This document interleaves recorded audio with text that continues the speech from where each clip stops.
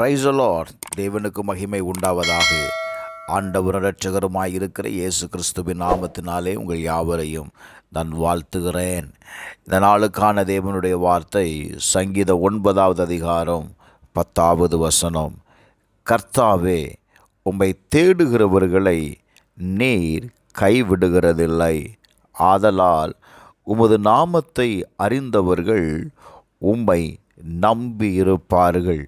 என அன்பானவர்களே, நம்முடைய தேவன் தம்முடைய ஜனங்கள் மீது அவர் அக்கறை உள்ளவராயிருக்கிறார்.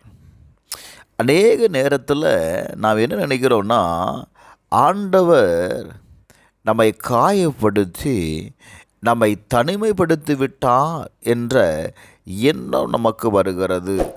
நன்றாக கவனியுங்கள். அவருடைய நாமத்தை அறிந்தவர்கள், அவர் மீது நம்பிக்கை வைக்கிறவர்களை அவர் என்ன செய்கிறதில்ல, ஒரு நாளும் அவர் கைவிடுகிற தேவன் அல்ல. ஹல்லேலூயா.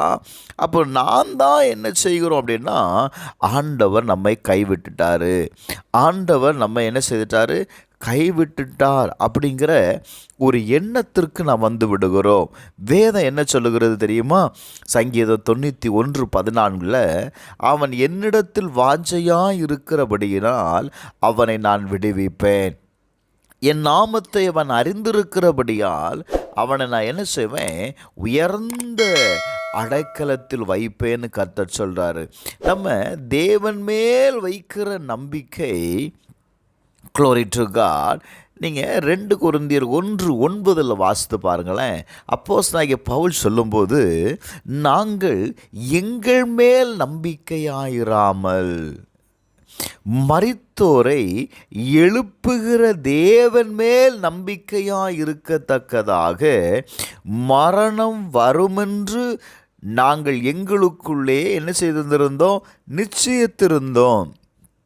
மரணம் வரும்னு தெரிஞ்சும் அந்த மரணத்திலிருந்து விடுவிக்க வல்லவராயிருக்கிற தேவன் மேல் அவர்கள் என்ன செய்தார்கள் தெரியுமா, நம்பிக்கையாயிருக்கிறார்கள்.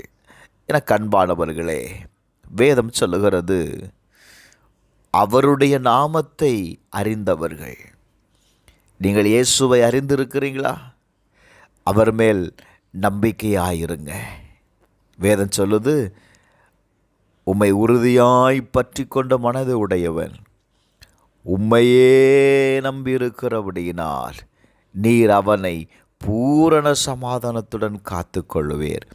என அன்பானவர்களே, கர்த்தரை நம்பியிருக்கிற ஜனத்தை கர்த்தர் என்ன செய்வார் தெரியுமா? பூரண சமாதானத்துடன் காத்து கொள்ளுவார். 2 சங்கீதம் 5:11 உம்மை நம்புகிறவர்கள் யாவரும் சந்தோஷித்து எந்நாளும் கம்பியிருப்பார்களாக, நீர் அவர்களை காப்பாற்றுகிறீர். 1, கர்த்தரை நம்புகிறவனுக்கு சமாதானம் உண்டு.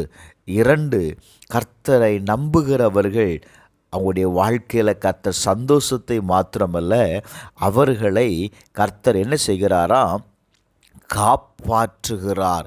3வது சங்கீதம் 37:28 கர்த்தர் என்ன செய்கிறார், அவரை நம்புகிறவர்களை ஆண்டவர் கைவிடுகிறது இல்லை. Glory to God. ஹல்லேலூயா, ஹல்லேலூயா.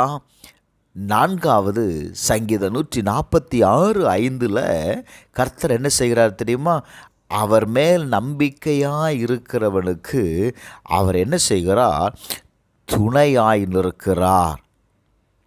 கடைசியா வேதத்தில் வாசிக்கும்போது எஸ்ஐயா 46வது அதிகாரம் 3வது வசனத்தில் வாசிக்கும்போது, தாயின் வயிற்றில் தோன்றினது முதல் உங்களை ஏந்தி தாயின் கற்பத்தில் உற்பத்தி ஆனது முதல் உங்களை தாங்கினேன். என அன்பானவர்களே, இந்த கால வேளையில் நாம் கர்த்தரை தேடுகிறவர்களாயிருப்போம். கர்த்தர் மேலே நம்பிக்கை வைங்க. கர்த்தர் ஒருபோதும் உங்களை என்ன செய்ய மாட்டார், கைவிட மாட்டார். உங்களுடைய எல்லா காரியத்திற்கும் கர்த்தர் மேலே நம்பிக்கை வைங்க. மரணம் வரப்போகுதுங்க. ஆனால் மரித்தோரை எழுப்புகிற தேவன் மேல் நம்பிக்கை வைத்தார்கள். இந்த காலை வேளையில் நான் சொல்லி முடிக்கிறேன்.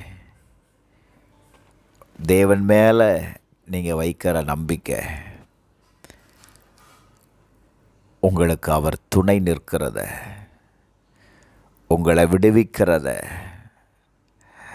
உங்களை தாங்குகிறத, அவர் உங்களோடு கூட இருக்கிறதை உங்களால் பார்க்க முடியும். செபிப்போமா. பரலோக பிதாவே, இந்த கால வேளையில் ஆண்டவரே, உம்மை நோக்கி கூப்பிடுகிற, உம்மை தேடுகிறவர்களை நீர் கைவிடுகிறதில்லப்பா.